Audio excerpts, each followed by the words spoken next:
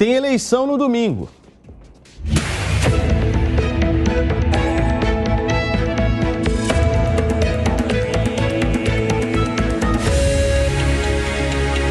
Eleições 2022. Olha só, gente, a maioria dos prefeitos aqui no estado de São Paulo, cerca de 80%, estão apoiando a reeleição do presidente da República, Jair Bolsonaro, segundo estimativa divulgada pelo PSDB, partido que governa atualmente o estado.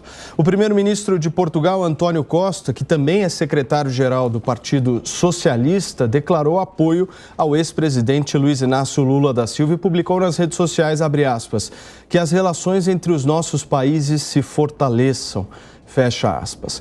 Em visita ao interior da Bahia, Bolsonaro falou sobre a valorização que o atual governo promoveu ao sem terra. Numa entrevista à Rede Nova Brasil FM, Lula declarou sua opinião relacionada ao orçamento participativo. Nós vamos ouvir o que cada um disse agora.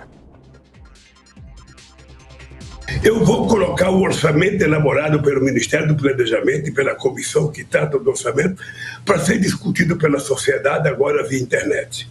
Nós vamos criar condições de fazer com que uma grande gama do povo brasileiro participe da elaboração e de dar palpite sobre o orçamento brasileiro. Sabe? Porque é isso que vai fazer a diferença. Você vai chegar no Congresso Nacional, apresentar uma proposta que já não é só sua, já não é só do Poder Executivo, é uma proposta que tem muito a ver com a participação da sociedade. Essa é a inovação que eu quero fazer para ver se a gente consegue mudar e se a gente consegue tirar essa história do orçamento secreto. Eu não concordo com o orçamento secreto. Falta hombridade, caráter para enfrentar e discutir assuntos. Fica mentindo lá no telão gratuito o tempo todo. Falando em Bolsolão, nós sabemos que o PT apoiou o orçamento secreto. Ou seja, talvez a campanha mais baixa da história que eu tenha visto. Eram áreas, né, que o povo era usado para atender os interesses do partido PT, invadindo, levando terror. E nós fomos dando liberdade a eles. 420 mil títulos. Nós praticamente sufocamos o MST. Damos dignidades aos mais humildes, passaram a ser proprietários e integraram de verdade a agricultura familiar, passaram a ser brasileiros. Muito bem, as estratégias na reta final de campanha levam inclusive ao tema da nossa enquete de hoje, que eu vou abrir agora no portal da Jovem Pan News para você correr no site da PAN, votar, participar. Hoje eu quero saber de vocês o seguinte: qual é a região do país que pode definir o resultado da eleição presidencial deste domingo? O Sudeste ou o Nordeste? 70,57%, agora 70,89% acreditam que o Sudeste será o grande definidor do resultado da eleição de domingo e 29,11% acredita que é o Nordeste. Mais de 400 participantes em menos de 4 minutos de programa. Se você ainda não deu a sua opinião, jovempan.com.br. Deixa eu dar meu boa tarde aqui ao nosso trio, Rodrigo Constantino, Jorge Serrão, nosso Fábio Piperno. Serrão, eu começo com você. Pelo que eu vi da agenda dos dois candidatos à presidência da República, haverá uma concentração forte nesses últimos dias na região Sudeste. Você acha que essa estratégia é a mais acertada? Saudações, meus amigos e amados haters. É a estratégia óbvia, ululante. No Sudeste estão concentrados aí, o maior número de eleitores está concentrado aqui no Sudeste. Então não tem jeito, você tem que buscar voto aonde ele tem em abundância. No Nordeste, a campanha do Bolsonaro também tem que correr atrás, tanto que ela está partindo agora para essa questão da polêmica das rádios de lá que não veicularam a propaganda eleitoral nem tão gratuita assim da campanha de Jair Bolsonaro. Isso aí vai ser um assunto que vai dar o que falar. Daqui a pouco a gente pode até discutir isso com mais profundidade, mas é um assunto da mais alta gravidade. Se realmente as rádios não veicularam por culpa da justiça eleitoral, isso pode configurar aí um crime eleitoral, até por prevaricação, porque sabe a quem cabe fiscalizar se a propaganda vai ao ar ou não? Cabe ao juiz eleitoral da jurisdição de cada emissora concessão de radiodifusão, tá? Então, esse é o ponto. Isso aí vai ser uma confusão dos diabos. Sobre o candidato Lula, me deu pena ouvir o comentário que ele fez sobre a questão do orçamento. Ele demonstrou ali que ele está jogando com mera demagogia, não tem conhecimento nenhum sobre como funciona o orçamento no Brasil. Seria importante até que se jogasse um debate sobre isso, que a maior parte do orçamento brasileiro, ele é carimbado. Não cabe discussão. O governo apresenta o Congresso, tem muito pouca margem de manobra para mudar esse orçamento. E o que acontece, e o que tem acontecido agora é a famosa emenda de relator, em que parte do Congresso pega e utiliza isso aí para destinar para a área que favorece quem tem mais poder e articulação política. Então, a questão do orçamento brasileiro, o povo tem participação zero na formulação do orçamento. E continuará tendo participação menos 13. Lula ganhando ou Lula não ganhando. Bolsonaro ganhando ou Bolsonaro não ganhando. A não ser que nós mudemos a legislação. O orçamento brasileiro é uma peça de ficção. De novo, a gente tem que fazer uma profunda mudança na legislação brasileira. Esse modelo de federação aqui está absolutamente equivocado. Ou mudamos isso ou esse país não vai se desenvolver. Repito, a política precisa acompanhar a economia que está fazendo o que ela pode para crescer. A economia não está, a política não está seguindo o movimento que é necessário para o país se desenvolver. Esse é o ponto e isso aí cabe debate. Muito bem, Piperno, nós temos essa semana uma enxurrada, mais uma vez, de pesquisas eleitorais sendo divulgadas com resultados, mais uma vez, diferentes. No caso, por exemplo, da IPEC divulgada ontem, a diferença entre Lula e Bolsonaro é de 8 pontos.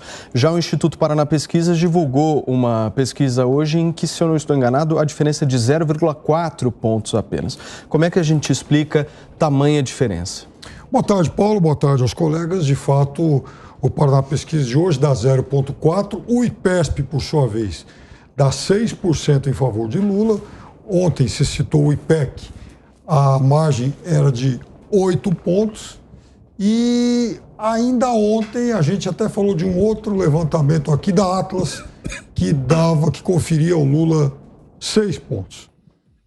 Olha, Paulo, eu acho que a gente vai ficar, de fato, discutindo esses números aí até o final de semana. Eu acho que números para todos os gostos. É só uma questão da gente ver quais são também os mais tradicionais e valorizados pelo mercado. O Paraná, quem defende o Paraná Pesquisa vai alegar que foi o instituto que mais se aproximou no primeiro turno, é verdade, dava 7 pontos alguma coisa de diferença. O Atlas, por exemplo, dava 9. De qualquer forma, também o Paraná foi aquele que bancou a vitória do Aécio contra a Dilma e que o presidente Bolsonaro venceria o Haddad por 20 pontos de diferença e a margem acabou sendo metade disso. De qualquer forma, é claro que todos os institutos eles coincidem numa coisa: o Lula hoje está na frente. Então, portanto, quem está na frente há 5 dias do final e vem mantendo aí os seus números mais ou menos inalterados desde sempre, e não estou dizendo só do primeiro turno, e que fechou com 48,43% o primeiro turno, é naturalmente favorável. Enfim, naturalmente o favorito. Só que, claro, tem algumas pedras no caminho, nos caminhos, enfim, dos dois. Por exemplo, o debate da TV Globo, a gente inclusive discutia aqui fora do ar. Eu acho que, até pela polarização que essa campanha demonstra, registra, esse debate vai ter aí uma audiência estrondosa. E isso pode alterar alguns votos, principalmente naquelas regiões que as duas campanhas consideram ainda aquelas com o maior número de votos indefinidos. E aí vamos falar especificamente de Sudeste, não é? Só porque se trata da região mais populosa do país. O Sudeste tem 43% do eleitorado nacional, o Sudeste 27%, o Sul tem 15% e os demais se distribuem aí por Centro-Oeste e Norte do país.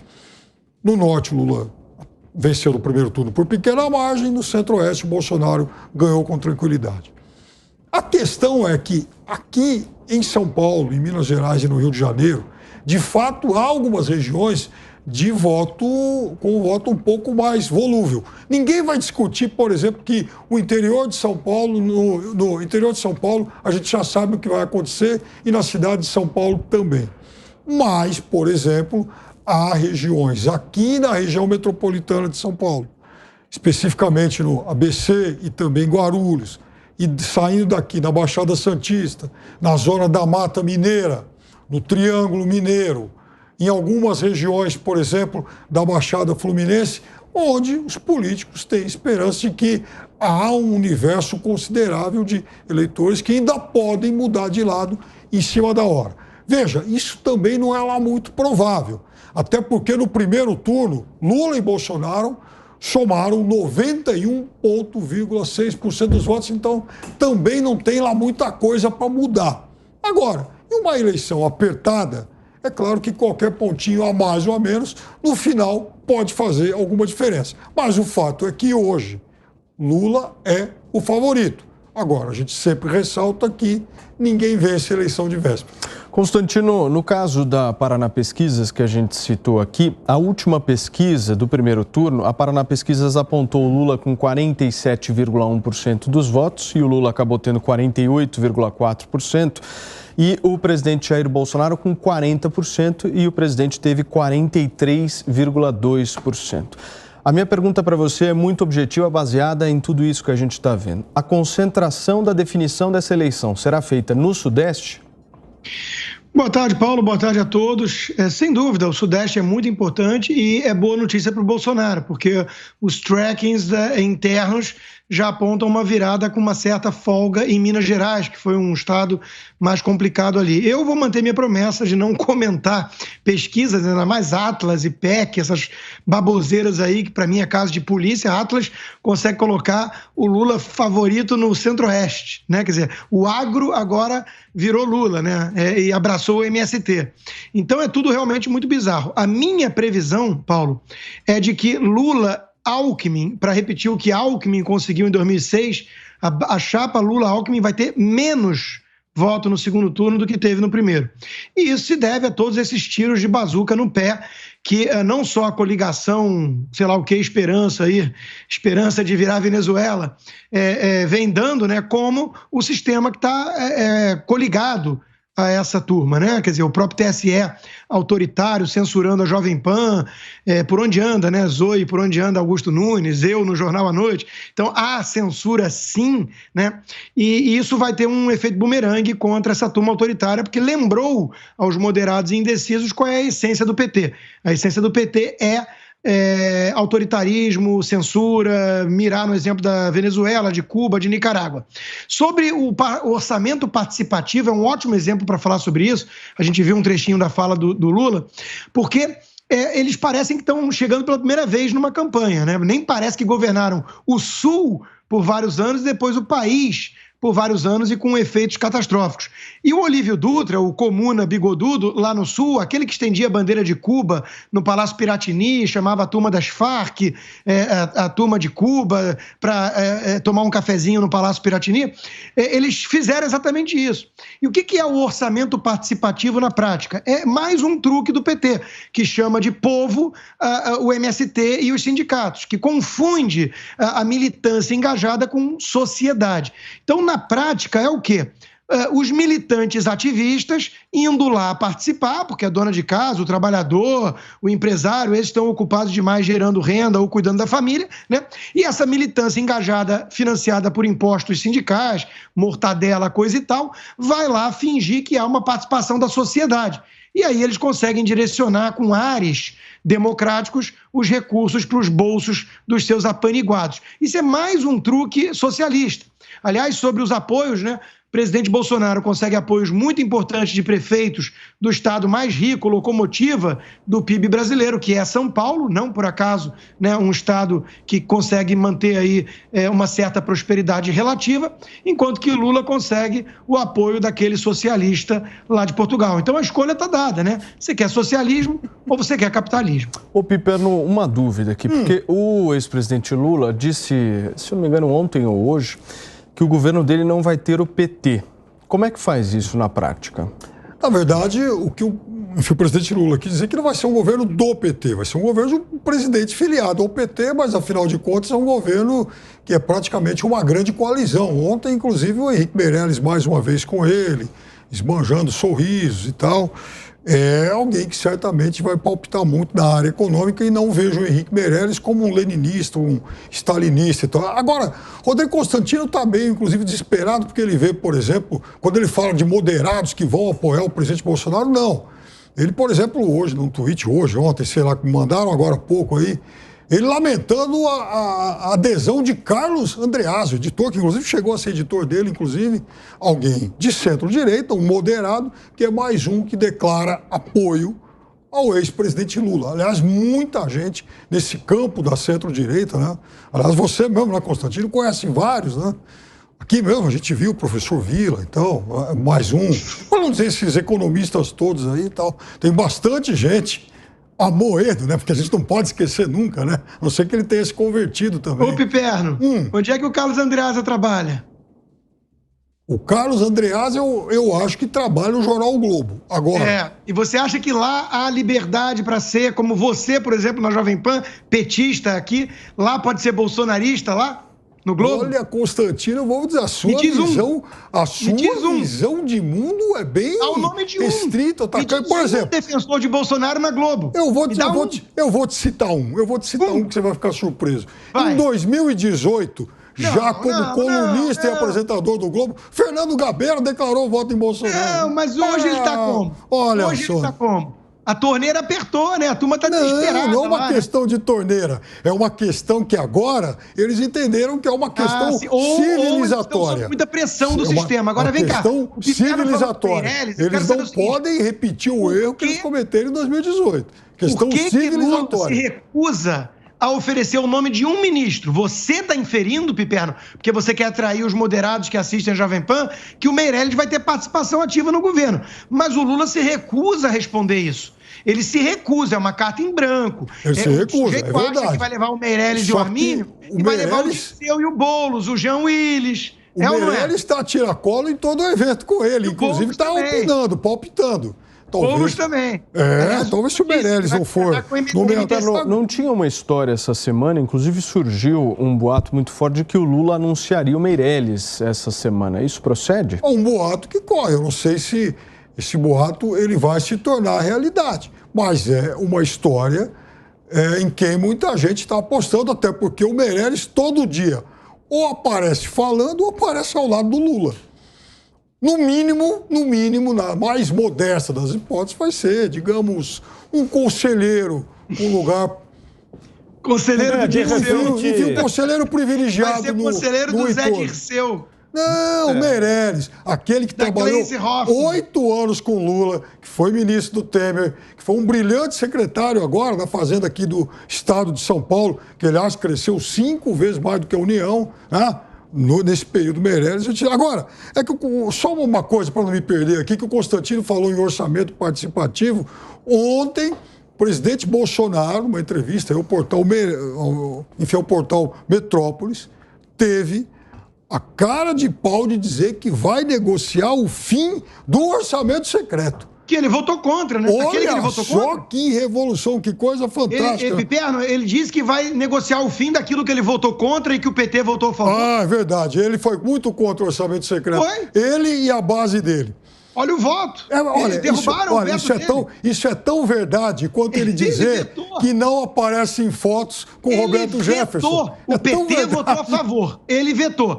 Ele vetou muita coisa. Ele vai ser a favor disso e o PT vai ser contra. É estranho isso. Ele vetou, é verdade. Ele vetou. Nossa, isso o mundo parece todo assim, vai o Bolsonaro acreditar nisso. Eu não vou mexer na imprensa. Em 4 anos de governo, deixou a imprensa livre, inclusive demonizando, chamando ele de genocida, de o capeta 4. Aí o Lula diz, eu vou mexer na imprensa e vou regular. Aí vocês dizem assim, Bolsonaro é um autoritário que vai censurar e o Lula não. Vocês não acreditam no histórico? Bolsonaro mandou mexer até em matéria do portal UOL falando sobre os imóveis dele. Como eu não vou mexer na imprensa? Que memória curta é essa? Ou memória seletiva? Serrão, me chama o VAR. Vamos chamar o VAR, porque o Lula continua nos devendo, talvez até domingo ele apresente o plano de governo dele. Está devendo, não apresentou. isso é ruim para o debate, né? Não ter plano de governo é muito ruim para o debate. Que essa questão orçamentária tem que ser discutida seriamente pela sociedade brasileira, sim. O nosso modelo de orçamento, eu repito, vou insistir, ele é inadequado para um país que precisa crescer e se desenvolver. Está tudo amarrado. O governo federal não tem condição de governabilidade. A verba é toda carimbada e grande parte do dinheiro é gasto para pagar salários dos servidores públicos. Então, esse Estado é um Estado brasileiro que não serve à sociedade. Ele se serve da sociedade. A gente paga imposto, cada vez mais imposto. Todo mês a gente assiste, esse mês bateu de novo.